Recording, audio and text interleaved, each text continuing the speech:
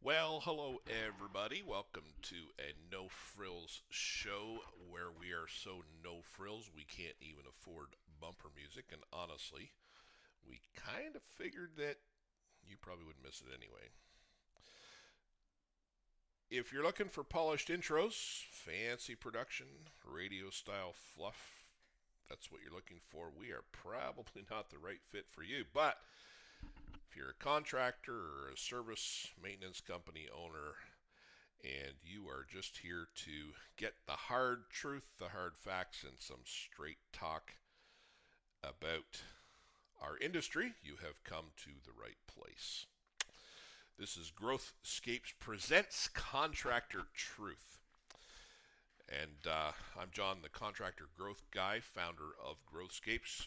We are a growing network designed and built to help contractors and business owners get more calls, build better systems, make more money, and create businesses that actually work for them instead of the other way around. The show's about growth. All about growth. We're going to talk about real things, real growth, no fluff. I don't want to talk about theories. Uh, Nothing political. This is the political free zone. There's nothing political here. We will obviously talk about government policy, but um, common sense solutions will be proposed, and there will be no politics at all. Um, this isn't just, there will be some motivation here, but no nonsense. Just boots on the ground type of stuff. Practical ideas. We're going to discuss real world lessons. We'll be having honest conversations with contractors, learning what we can learn, the occasional hard truth, and saying some things that a lot of people are afraid to say out loud. You can let your children listen to this show. There will be no foul language on the show. Anyway, welcome to the show and thank you for being here.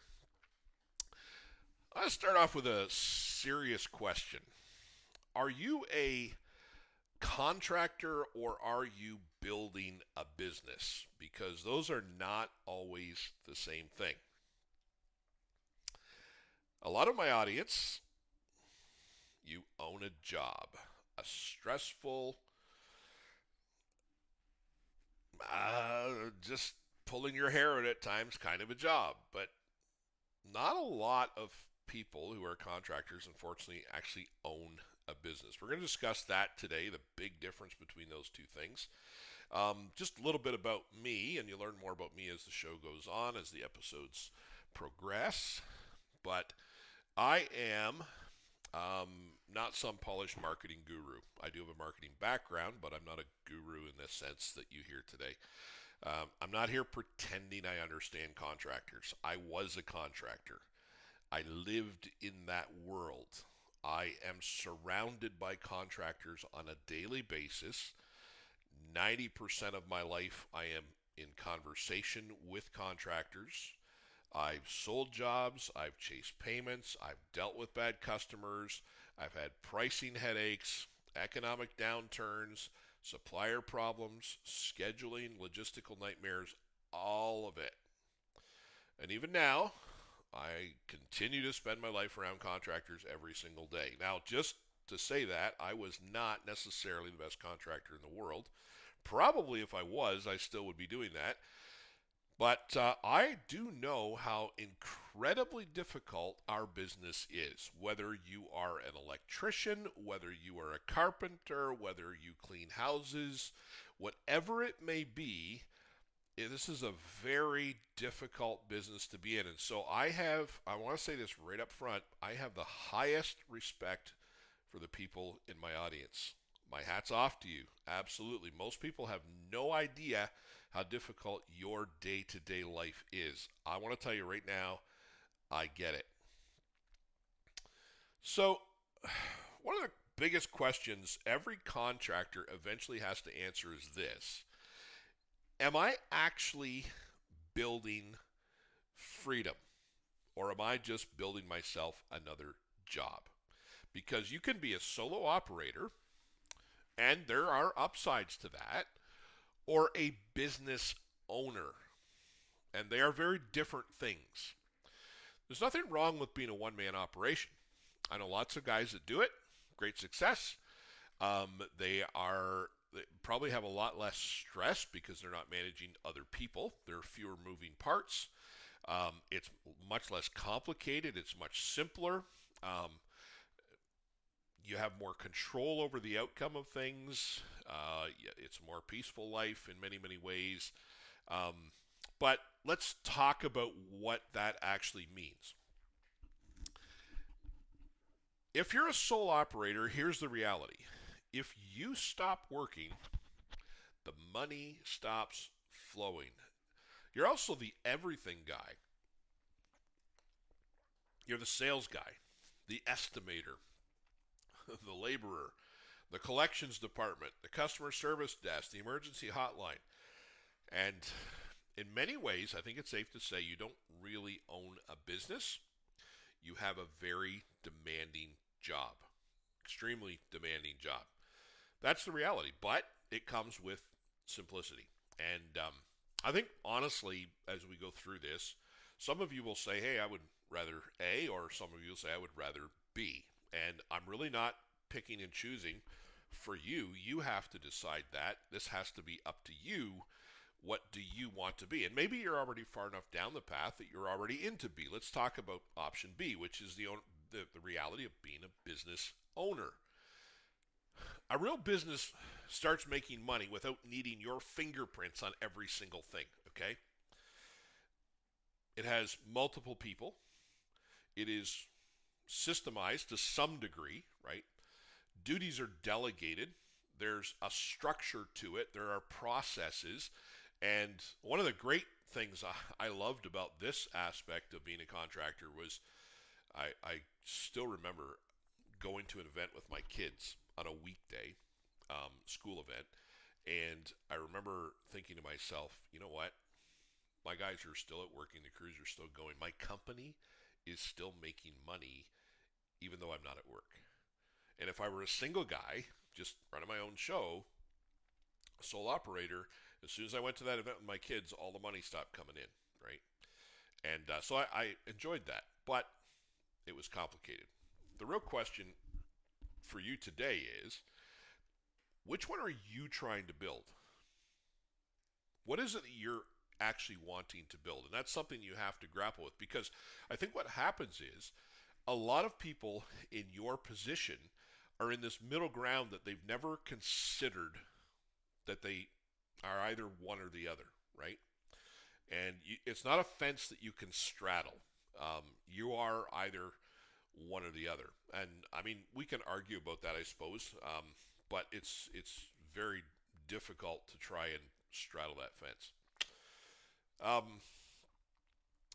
course, this kind of leads into my next subject, of course, um, and that is the issue that we all face if we are going to run it as a business, and that is the subject of this skilled trades labor shortage. And not just skilled trades, by the way, but the fact that um, labor itself, laborers are very difficult to find. Some markets obviously more than others. I know there are people in my audience that are probably listening from markets where you say we have no shortage of skilled labor, we have no shortage of laborers. The economy is slow enough that we can pretty much pick and choose, and that's got an upside and a downside too. I get it. Just looking at an article here, actually this just kind of came out today. This is from MSN.com, and we'll just kind of work through this together because this kind of highlights exactly the issue that we're dealing with. The headline says that JLL sounds alarm on $1 trillion skilled trades gap. A JLL report warns that by 2030, which is not very far away at all, the U.S. could see 2.1 million skilled trade jobs go unfilled, leading to the annual economic losses of up to $1 trillion. They've called it this is what the article says, they refer to it as a silent army of electricians, HVAC technicians, plumbers, and maintenance workers that are aging rapidly. More than 20% of construction workers are over 55. And this is true. This article is about the U.S. I can tell you anecdotally, and I think I could find statistics to back this up too, that the replacement pipeline, as they say, is insufficient. They've studied this, and this article points to this. There is a 5-to-2 retirement to replacement ratio in key trades. That is a severe supply and demand imbalance. Severe. I mean, we talk about. I remember one of the books that was probably one of the very influential books in my life. I don't read a lot of books about economics. That will probably become evident as you listen to the program. Um, but one that I did read, and I'm probably going to get the name wrong. I know the name of the book. I believe the author's name was David K. Foote. You can look this up and prove me wrong, and I will gladly accept it. It was a University of Manitoba study that he conducted and wrote a book on it, Boom, Bust, and Echo, and he talked about the effects of the aging population on our economy and on our different sectors of our economy. And it was a fascinating read to first of all understand demographics, but this is another demographic effect. So we have a real problem, and I don't think I'm looking at um, I'm looking at an article from the U.S., right? Um, but I don't think this is different in the rest of the English-speaking world, in the rest of the what I'll call the Western world, if you will. So maybe I can get some feedback from contractors from the UK or our friends down under in Australia who can tell me whether or not this is different there or if it's the same. But yeah, I mean, even the article goes on to point out that even our AI infrastructure is at risk from a labor shortage. Okay, now that's the ultimate conundrum that we're in. Okay, so this is what it says. Executives from Ford, Hadrian, and Lowe's stress that AI's growth depends on skilled trade people to build and maintain data centers. The $700 billion data center boom has driven demand for specialized technicians and electricians, with some earning up to $300,000 annually. That's U.S. Without enough workers, industry leaders warn that construction schedules, commissioning timelines, and operational reliability will suffer, making the labor gap a bottleneck for AI's expansion. And I don't know how much my audience is followed the growth, the explosive growth of AI. I will tell you this, I use AI on a daily basis for various tasks. I probably don't use it as much even as the average person. Maybe I do, maybe I'd use it more, I'm not really sure. But it is a major part of my life, and I'm sure that it is of yours as well. It's a big deal. Article goes on to say that nearly 39% of U.S. facilities managers and a large share of electricians are nearing retirement age, while demand for their roles is projected to grow far faster than average. Despite a doubling in the share of teenagers considering trade school, so at doubling, so twice as many teenagers today are considering trade school. There's a rising Gen Z interest. The influx is still too small to offset retirements.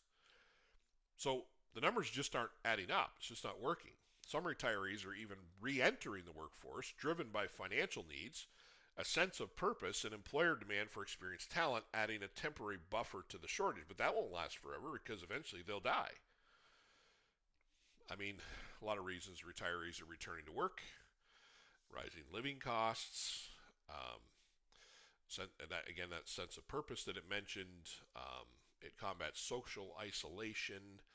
Um, Flexible remote options allow seniors to consult from home and manage schedules. Uh, Returning to work also helps. This is another issue. Helps rebuild savings that have been depleted by market volatility. And yeah, I mean, there are training programs out there. And my question is this: like, what? Why is this? What has caused this? How? I just want to know, like, how did we get here? Um, I have some theories as to how we got here. Um, yeah, it's a major problem. So we're going to talk in a minute, I guess, about some of the ideas or ideas I have and suggestions others have made, and you can roll this around in your head too. But um, before we do that, like a few more stats to quote. I don't like quoting too many stats, but it's just here's some I'll just read off for you. Things you should not do on a podcast. Read stats should be at the top of that list. Uh, Demand for Red Seal's trade-related workers in Canada is projected at 593,000 job openings between 2024 and 2033. And when you consider like 85% of apprenticeship is on-the-job training, 15% classroom training. Okay, um, Canada also has a broader skilled worker shortage of 64,000 workers in key technical and high skill areas, costing the economy about $2.6 billion in 2024 alone. Um, they say that the construction industry in the U.S., which compared to Canada is booming right now. Um, I don't know if that's the Trump versus Carney economy. I don't know if that's, I have no idea. Again, we're not here to talk politics, so I'm not going to weigh in what I think about that. But the fact is, the U.S. comparatively is booming, and the construction industry is facing a projected workforce shortage this year of 349,000 workers. And this is where it really gets sticky, because the other factor is 45% of contractors report project delays because of worker shortages. Delayed projects get expensive. They cost more money. Uh, there's all kinds of complications that come with projects being delayed. So there are, yeah, a lot of reasons. So uh, one of the reasons I'm going to suggest right off the bat, and you can argue with me about this all day long. Again, I'm not so arrogant as to think that I have all the answers, because I don't. But I've noticed this, that we don't grow up handy anymore. Have you noticed this? We don't. Um, we used to be exposed to work, like work with our hands earlier. Well, for one thing, hardly anybody grows up on the farm anymore or in the country, right? I'm talking truly in the country. I don't mean just you live in the country, but then you sit on your iPhone all day. I mean people that live in the country and do country things. They're on dirt bikes, or they're out, they're out hunting, and they're four wheeling, skidooing, snowmobiling, all that kind of stuff. But even suburban kids, I didn't grow up in the country. Um, my dad was a city kid, kind of, sort of in town. My mom grew up on the farm, but like I used to grow up, I wanted to fix things, like I was never mechanical per se, but like I knew how to change the oil on a lawnmower, right? And I could do that. I could change the blades, I could do that kind of stuff. I learned how to do it. I cut grass. I won't say I helped my dad too much. I love my dad, but I don't want to say that he was handy or not handy. I don't want to out him here, but it was a very common thing. I know my wife has talked about her dad always working on his car, and had his son, my brother-in-law, out there working on the car with him. That was the thing, working with tools, changing oil, building sheds, repairing fences. And I think a lot of kids today don't grow up with exposure to that, like the physical problem solving and the sense of satisfaction that comes with that. So, consequently, like that whole experience has been missing from the lives of many kids, right? And the end result of that, I believe, is that the trades are actually invisible to them, right? I also think, and again, these are just my opinions, and you can take them for what you want. They may be right, they may be wrong. I think there's an academic bias that has been the case. Schools pushed university, kind of. I know when I was in school, that was the smart kid path. If you were smart, you went to university. You got your grade 13 or OAC here in Ontario, Ontario academic credits. And, ooh, you got to go to university. You passed with, flying colors and so on. And you did that fifth year of high school. And trades were like, well, if you don't make it into university, or your grades aren't good enough, then go be a plumber. And I think that, to my mind at least, that was a massive cultural mistake. Massive cultural mistake. Now, the other another possibility, and I'm actually guilty of this one. A lot of parents worked hard physically, and they kind of didn't want to see their kids have to go through that.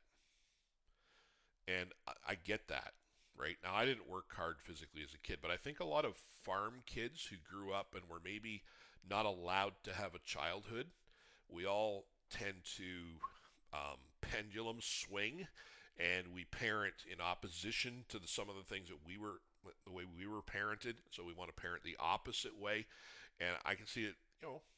Farm kids. I know my mom has told me many times that she felt like she didn't have a childhood. It was you're always working on the farm.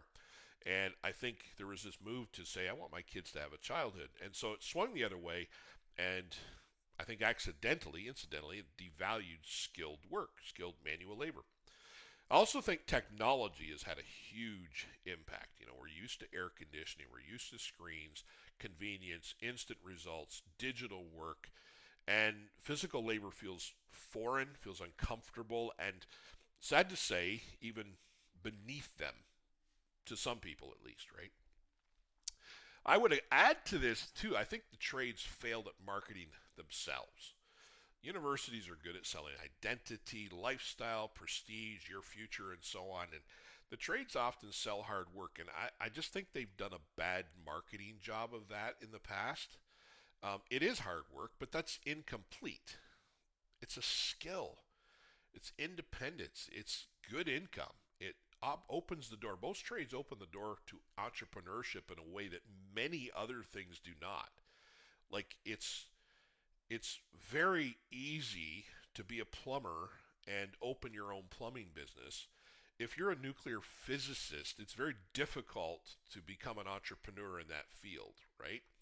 I think the trades offer tremendous entrepreneurship abilities, and I think my audience proves this. Most people listening to this program would see that. There's a dignity in it, there's a freedom in it, and so on. I think another thing is that apprenticeship systems are likely confusing. I mean, every teenager understands what it means to apply to college, right? It's kind of a thing you do. But how to become an apprentice and this whole idea, this whole process of getting hired and what steps to take, how you get paid, how you go to school, how do you I think that's been confusing. It's always as the salesman in me, the marketer says, "Hey, if it's confusing and hard to understand, it's hard to sell." And so I think that's another factor. Obviously, we've already talked about the fact that we have an aging workforce. Um, I, I I see a lot of masons, stone masons, brick masons in my day to day, and I theorize that we're going to be seeing a lot less masonry work in the future because I don't see a lot of young people doing masonry. I just don't see it. Um, well, I can speak from some personal, and this is very anecdotal experience, that one of my very best friends, the man who's best man at my wedding, he is an artist first, but he's a stonemason, and he has four kids, two boys, and they're both college, university, on their way to being college, university educated, smart boys. But I don't think they're going through to be stonemasons. But I mean, they've watched Dad like kill his body as a mason. Um, I think another factor is that here in this country, at least, is that with the immigration levels that we have and population growth that we've had over the past few years, we just have more demand for the trades too. So we not only have a supply issue, a lower supply issue, but higher demand. Speaking of immigration, another thing I think we run into is credentials, right? People moving from the UK to Canada may not have equivalent credentials that are needed for these skills, and sometimes it slows down or even is an obstacle enough to cause them to change careers when they emigrate to Canada. So, um, yeah, I mean, everybody talks about the housing crisis, and very few of us are talking about this labor crisis, and so I wanted to bring some attention to it. I think we're feeling it. Listen, you can approve all the subdivisions you want, you can announce all the housing targets you want, but at some point, somebody has to pick up a nail gun, frame it, wire it, plumb it, roof it, drywall it, insulate it, finish it, and fix it. Okay? So it's not just a Canadian problem. The U.S. is short. I've already pointed that out. The UK is putting hundreds of millions of pounds into training because they can't find enough skilled workers. Um, Australia is looking at a massive infrastructure labor shortage. This is a Western world problem. So those are some of my theories, some of my ideas. I don't have a lot of answers, but I will just say this. If you are a parent to a child, become the best salesperson that you can be to that child and encourage them into the trades. Don't discourage them. I was going to say, even if they want to be a roofer, let them go with that. They might learn on their own they don't want to be, but maybe they do want to be. And I'll tell you, we need roofers. I tried to talk both of my boys into becoming plumbers. Neither one of them wanted to have anything to do with it whatsoever. I was successful in talking them both into the trades. One of them had issues with manual labor just because of physical problems, and so he has moved to sales. The other one is in HVAC. But encourage your kids to consider trades. It is in many markets a license to print money. This is the part that drives me crazy. And there are some people in my circle, friends of mine, that if they listen to this, they're going to hear it. They're going to go, yeah, I know exactly what he's talking about because I've heard him rant about this before. I do not understand people putting $200,000 of debt towards a paper degree that may or may not lead to a job. But they could enter a trade, get paid while they learn, build a skill nobody can outsource. AI can't take it over. Maybe one day own the business. And they have no debt at the end of their education. In fact, they come out ahead. They've got the skill. They've got the paperwork to prove they have the skill. They have the money. They have no debt. The world is their oyster. Meanwhile, you've got this kid over here who's got the prestige of a university degree. He's got $200,000 in debt. If he does get a job, he's going to be the next 10 years paying it off, and it's going to be a very, very, very challenging life for that young person. I don't get it. I just, listen, the trades didn't disappear. We just stopped presenting them as honorable professions. We told kids, use your brains, like as if an electrician doesn't use his brain. As if a plumber doesn't use his brain or a carpenter doesn't use his brain every minute of the day. Like, you can't build a country with everybody sitting behind a laptop. You can't do it. We've over-glorified clean hands. We've underappreciated capable hands. The trades are not plan B. Like, for a lot of young people, they might be the smartest plan A available. Listen, I'm telling you right now, AI is replacing a lot of office work. But it's going to take a little while longer. I'm not saying they're not going to be able to do it.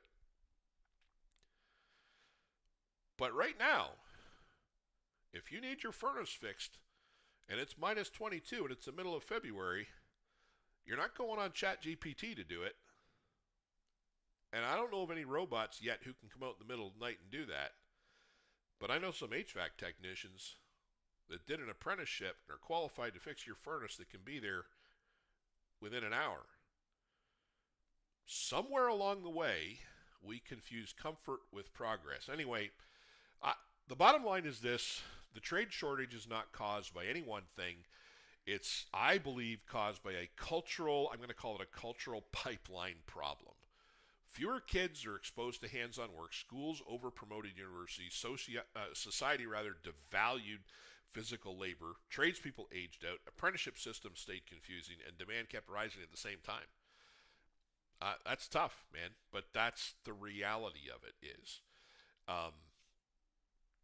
That's just the reality of it.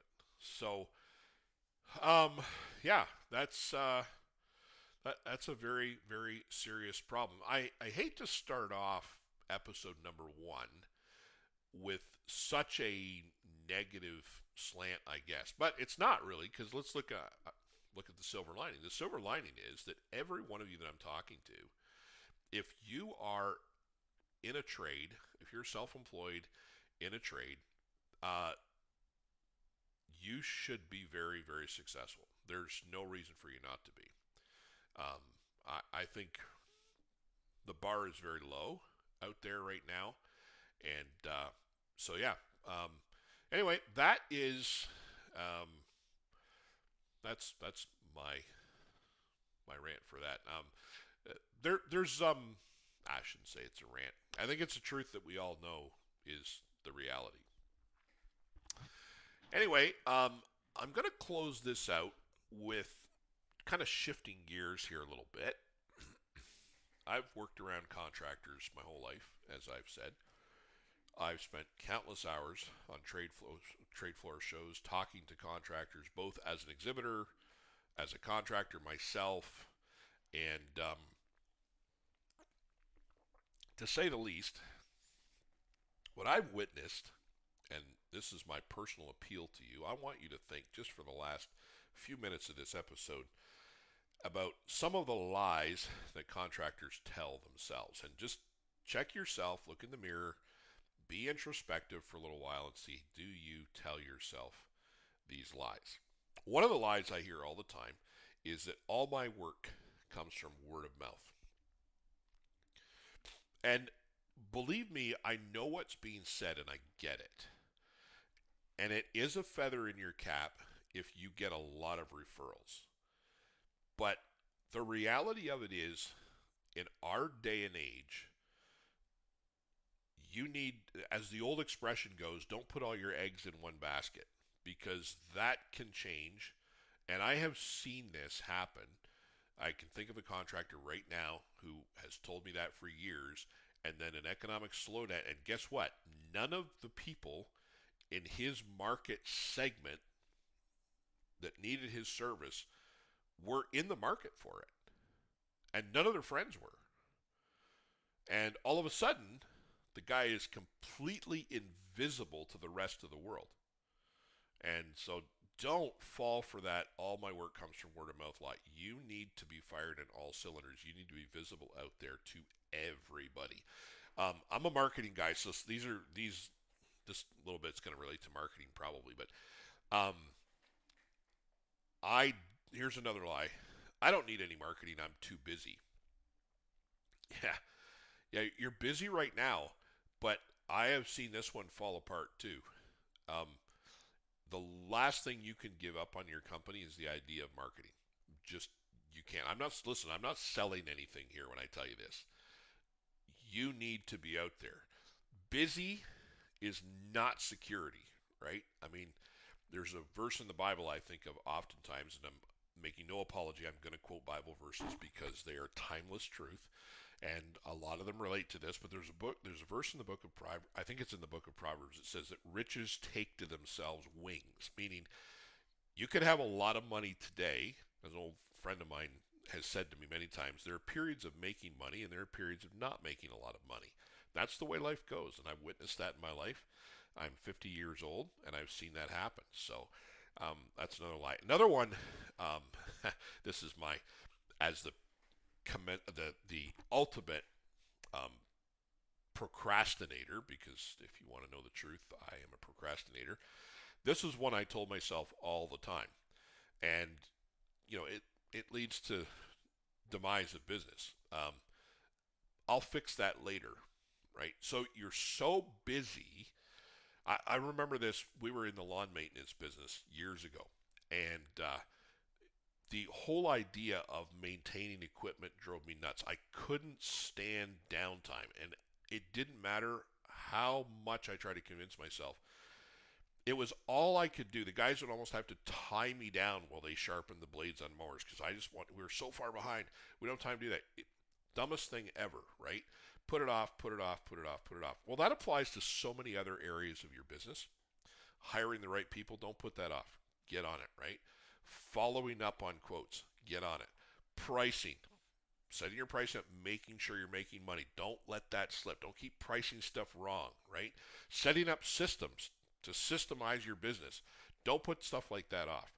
And this is probably the biggest lie that I hear, and this is especially the guys I was talking about at the beginning that are just one-man bands, right? If I work harder, everything will get better. That is so far from the truth because chaos does not equal success. Working harder inside a broken system just burns you out faster. So, no, it's not more work. It's the old expression, don't work harder, work smarter, right? So, anyway, I'm going to wrap it up here.